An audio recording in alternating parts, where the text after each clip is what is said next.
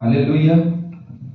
आप सभी को जय मसीह की। एक बार फिर से आज के क्लास में हम आगे बढ़ेंगे और बढ़ते हुए हम दूसरे अध्याय में पहुंच गए हैं। और दूसरे अध्याय में जब हम पढ़ते हैं तो दूसरे अध्याय की शुरुआत से लेकर के आने वाले तीसरे अध्याय तक हम देखेंगे कि 7 कलीसियाओं के विषय में हम यहाँ पे आह्वान के रूप में देखते हैं, उनकी अच्छाई और बुराई के रूप में देखते हैं, और उनके नतीजे के रूप में देखते हैं, और उनको बदलने की बातें कहते हैं, उसके विषय में देखते हैं। और बहुत सारी चीजें हैं जो दूसरे अध्याय में हम 7 कलीसियाओं को देखते हैं। 7 कलीसियाओं में एक बहुत विशेष कलीसिया के रूप में हम इफिसियो नगर की कलीसिया को देखते हैं, जिसको सर्वप्रथम, जिसका नाम दूसरे अध्याय 1 से 7 के बीच में लिया गया है।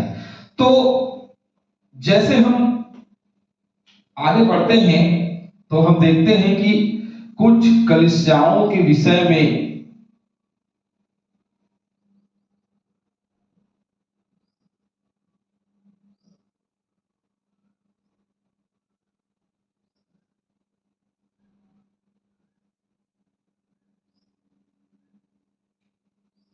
बताया गया है।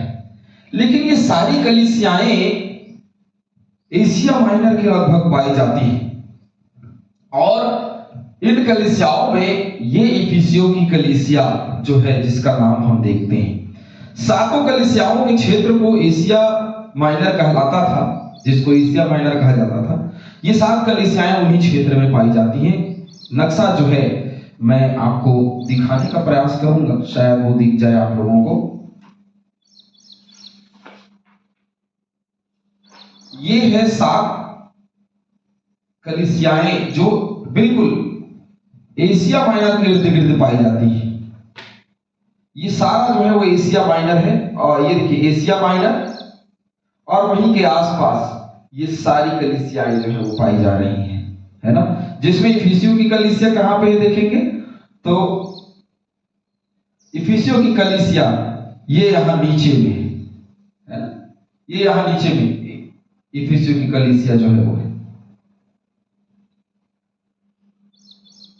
लेकिन क्योंकि एशिया माइनर जो एजियन सागर है उसके बिल्कुल करीब में पाया जाता है, इफिसियो जो है वो बिल्कुल वही उसी के करीब पाई जाती है जहां डायना देवी का मंदिर था, जहां आर्थिक रूप से, राजनीतिक रूप से एक राजधानी भी हम देखते हैं कि वह थी। और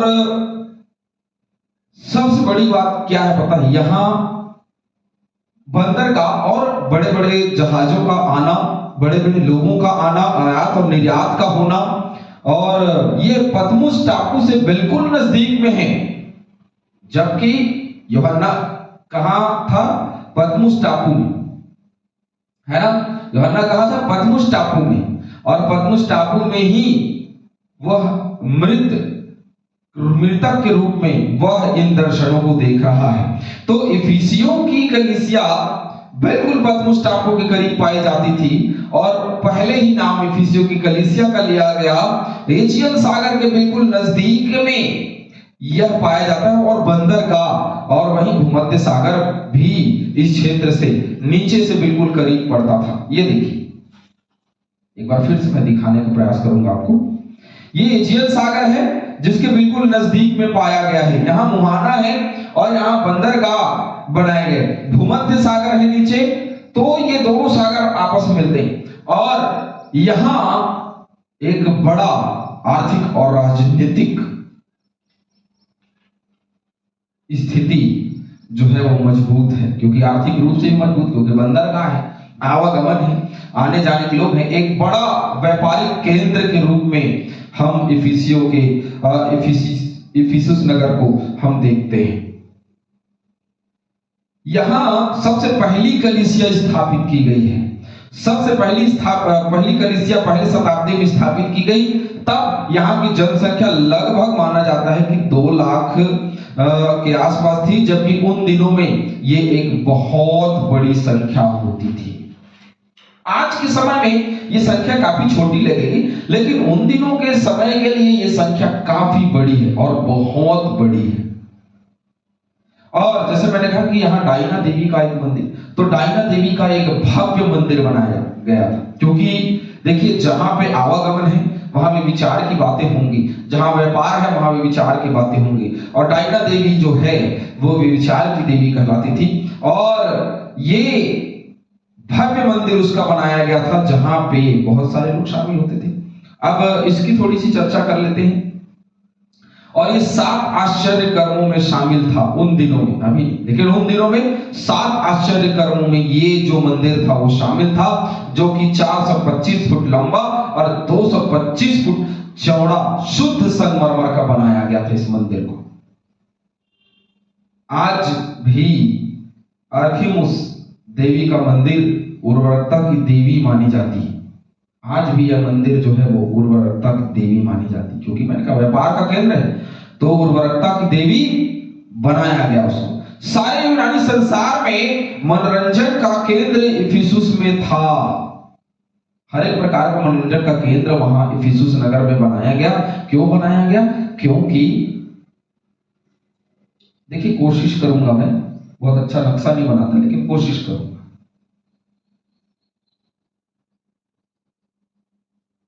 ये देखिए, ये है एजियन सागर, स्थिति को समझेंगे। यह है भूमध्य सागर, और बिल्कुल यहां के आसपास जो है वो क्या है?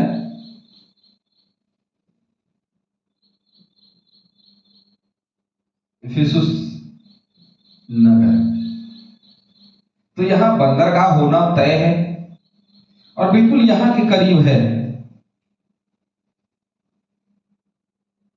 पथमुस टापू, जहां से यूहन्ना दर्शन देखा है। तो जहां से यूहन्ना दर्शन देख रहा है। अब इस नगर में एक देवी का मंदिर है,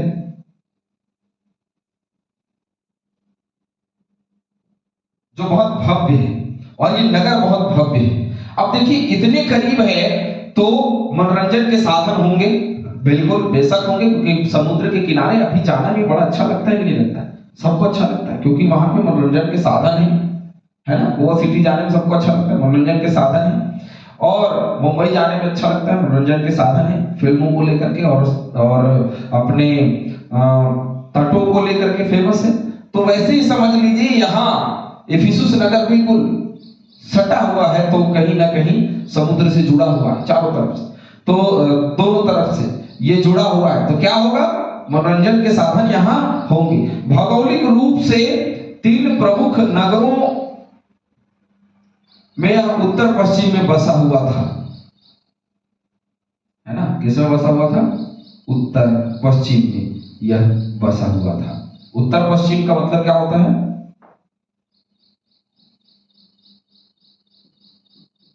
उत्तर, दक्षिण, पूर्व, पश्चिम, ठीक है। तो ये होता है, उत्तर पश्चिम तट में बसा हुआ है। इसकी भौगोलिक दिशा जो है बहुत ही अच्छी है, जिसकी वजह से यहाँ व्यापार का केंद्र बना, और बहुत लोग आते थे, इसलिए मनोरंजन के साधन बटोरे गए। भौगोलिक रूप से यह बहुत मजबूत है। चलिए, तो हमने कहा कि 3 प्रमुख नगर। पहली प्रमुख नगर क्या पता है? हिरियापोलिस। आज याजकों का नगर था, ये तीर्थ स्थान और चंगाई का केंद्र भी था। हिरियापोलिस जो है वह बहुत याजकों का नगर था, तीर्थ स्थान था, क्योंकि याजकों का नगर है तो तीर्थ स्थान होगा, और याजक है तो चंगाई का भी केंद्र होगा ही होगा। लौदीकिया और कुलुसिया ये नगर भी आसपास में थे, जो कि इसको इफिसुस नगर को घेरे हुए थे। तो इफिसुस में कलीसिया संबंधी कार्य पौलुस तथा सहयोगी अक्विला प्रिस्किल्ला के द्वारा किया गया। 12 में उन्हें वहां छोड़कर चला गया। बाद में यह उन्हें वहीं छोड़ करके चला गया, अक्विला और प्रिस्किल्ला को, ताकि इफिसुस नगर की क्या कर सकें? इफिसुस नगर में जो चर्च है, जो कलीसिया है, उसका संचालन जो है वो कर सके, इसलिए उनको वहीं पे छोड़ दिया गया। और वहीं उन्हें सुसमाचार का विषय बताया गया। सुसमाचार वो लोग सुनाते थे, वो लोग बताते थे कि उनको समझाया गया। कुछ लोगों ने वहां मन फिराया, लेकिन कुछ लोगों ने नहीं फिराया। फिर तो 19 अध्याय में हम इसका वर्णन पाते हैं। रोमियो की पत्री 6:3 में भी हम पाते हैं, पौलुस तरसुस की पाठशाला में 2 साल रहा। बाद में प्रेरितों 20 अध्याय में जब हम जाते हैं तो देखते हैं कि बाद में पौलुस अपनी आखिरी यात्रा में मिलते टापू में इफिसुस के प्राचीनों को बुलाया। अब ये इफिसुस नगर है, मिलते टापू की बात करते हैं हम, तो मिलते टापू कहीं ना कहीं आसपास में ही होगी, और क्योंकि टापू है तो यहाँ के आसपास में कहीं पे वो मिलते टापू जो है वो यहाँ के आसपास में मिलते टापू जो है, जैसे ये थोड़ी सी इसकी दूरी है, वो थोड़ी करीब में थी। तो मिलते टापू के आसपास, तो मिलते टापू में पौलुस ने क्या किया था, अंतिम यात्रा में इफिसुस के लोगों को, जो प्राचीन अगुवे थे, उनको बुलवाया था। इफिसुस को लिखी गई पत्री एक शांतिदायक पत्री है। पौलुस ने झूठे लोगों पर प्रहार किया और क्या किया, कलीसिया के लिए सकारात्मक बातें भी की हैं। अब हम जीवन शैली देखेंगे कि यहाँ की जीवन शैली जो है वो कैसी, क्या यहाँ की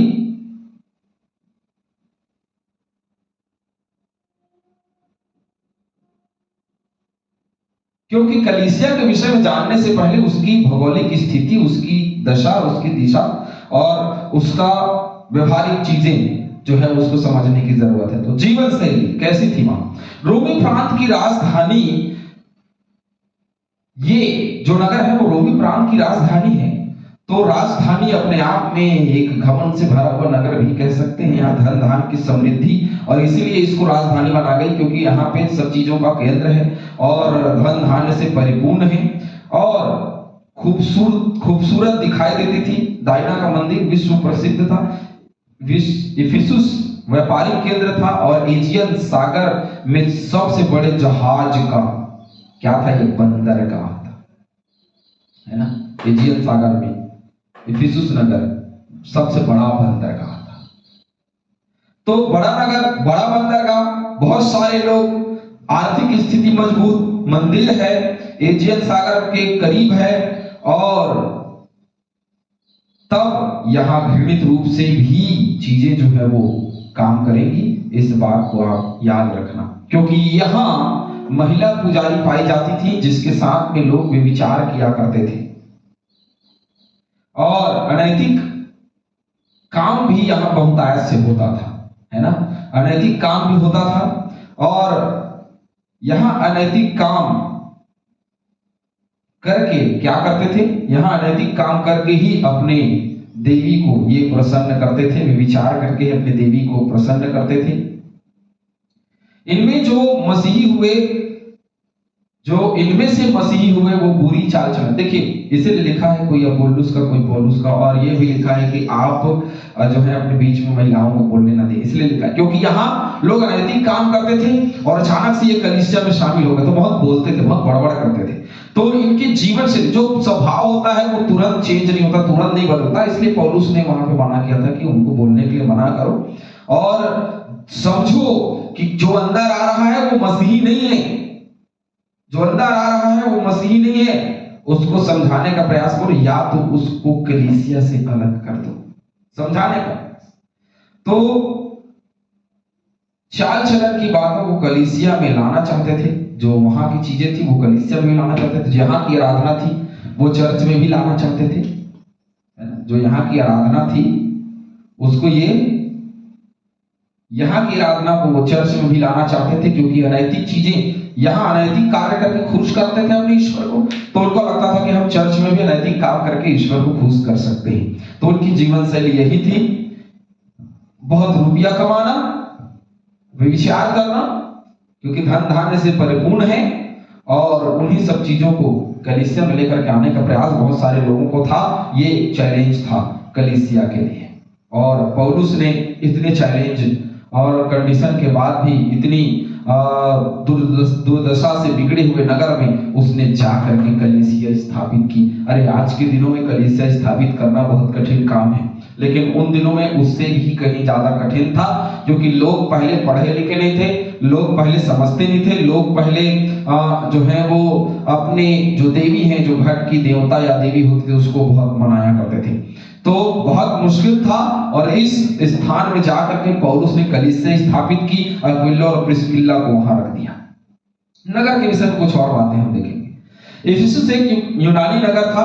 323 ईस्वी पूर्व सिकंदर महान की मृत्यु हुई तो एक जनरल लाइसिनस, उसने नगर में जनसंख्या वृद्धि के लिए कहा बढ़ाओ। ये शहर बहुतों के अधीन रहा। देखिए क्या हुआ कि अब यहाँ जनसंख्या बढ़ गया है। इफिसुस नगर में जनसंख्या बढ़ा तो इसको बोला कि इसके क्षेत्रफल की दृष्टि से इसको बढ़ाया जाए। क्यों? क्योंकि उन दिनों में क्या था, शहर बना दी जाती थी, और उसके दायरे में, उसके अंदर में नगर जो है वो बसा रहता था। तो बोला कि अब इसको बढ़ाना है, अब कहीं ना कहीं से उसको बढ़ाया जाए, क्योंकि जनसंख्या बढ़ गई। मैंने कहा ना 2 लाख इसकी जनसंख्या उन दिनों में, लगभग इफिसुस के पौलुस के दिनों में 2 लाख जनसंख्या बहुत होती थी एक नगर के लिए। तो उस नगर में बोला कि इसको आप बढ़ाओ। किसने बढ़ाया? लाइसिनास ने। लेकिन ये शहर जो है वो बहुतों के अधीन रहा। पहले लूदिया, पर्सिया, मकिदुनिया, सूरिया, रोम, बाद में रोम के विरोधियों की अधीन भी था। देव और क्या था? अधीन था। लेकिन रोमी सम्राट की भी उपासना होने लगी। किसके साथ साथ? इसके साथ साथ, क्योंकि रोम ने यहां कब्जा कर लिया, रोम इधर, तो रोम ने यहां कब्जा कर लिया। तो रोम ने कब्जा किया तो क्या हुआ? इसके साथ साथ, इस देवी के साथ साथ क्या होने लगी? इस देवी के साथ साथ रोम के सम्राट, रोम के राजा की भी उपासना होने लगी, क्योंकि उन दिनों में राजा महाराजा जो है वो अपना पुतला बनवा करके अपना उपासना कराया करते थे। और आगे हम देखेंगे तो बहुत बाद में मसीही धर्म का प्रचार हुआ। काफी दिनों के बाद ये सारी चीजें चलती रही, गंदगियां चलती रही, अनैतिक कार्य चलते रहे। काफी दिनों के बाद पहली शताब्दी के आते आते सुसमाचार का प्रचार इस स्थान में हुआ, और राजनीतिक और धार्मिक रूप से शहर का स्थान 3 बार अलग अलग जगहों पर बसाया गया है। अब 3 बार इसको अलग अलग जगहों पर बसाया गया है ना। 3 बार अलग अलग जगहों पर बसाया गया है इस नगर को, क्योंकि क्षेत्रफल की दृष्टि से जैसे कम होता था, जगह कम पड़ता था, उसको अलग जगह शिफ्ट करते थे, और उसके बाद अलग जगह शिफ्ट करते थे, कुछ लोग रह जाते थे। तो इस प्रकार से इसको 3 बार अलग अलग इस नगर को बसाया गया है। 7 की जो संख्या है, 7 कलीसिया, जैसे मैं हमेशा कहता हूं, 7 की जो संख्या है वो पूर्णता का प्रतीक है। याद रखना, किसका प्रतीक है? पूर्णता का प्रतीक है। अब इस कलीसिया के विषय में क्या लिखा है हम कल की क्लास में देखेंगे। आज हमने देखा है कि ये कलीसिया कहां स्थापित है, उसकी जीवन शैली क्या है, और इसकी जीवन शैली क्या है हमने देखा।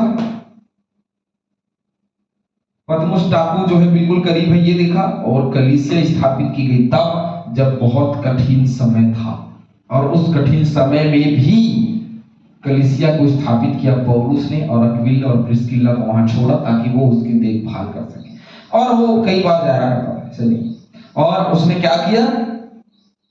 मिलते टापू में इफिसुस नगर के प्राचीनों को बुलवाया, क्योंकि ये बंदरगाह है, यहाँ छोटे जहाजों पर जाना मुश्किल था। और यहां से ना होकर के, क्योंकि पौलुस को उन दिनों में लोग ढूंढते थे, रोमी शासक, और रोम का यहाँ राज्य था, तो खोजते रहते थे कि पौलुस कब मिल जाए, है ना। मसीही लोगों को या उसके सेवकों और प्रचारकों को उन दिनों में खोजा जाता था। कहाँ है भाई, पकड़ो उसको, खोजो, ताकि उसको मार डाला जाए। इसलिए 12 चेलों को पकड़ करके मार डाला गया, है ना। उस यीशु मसीह के चेलों को पकड़ करके मार डाला गया।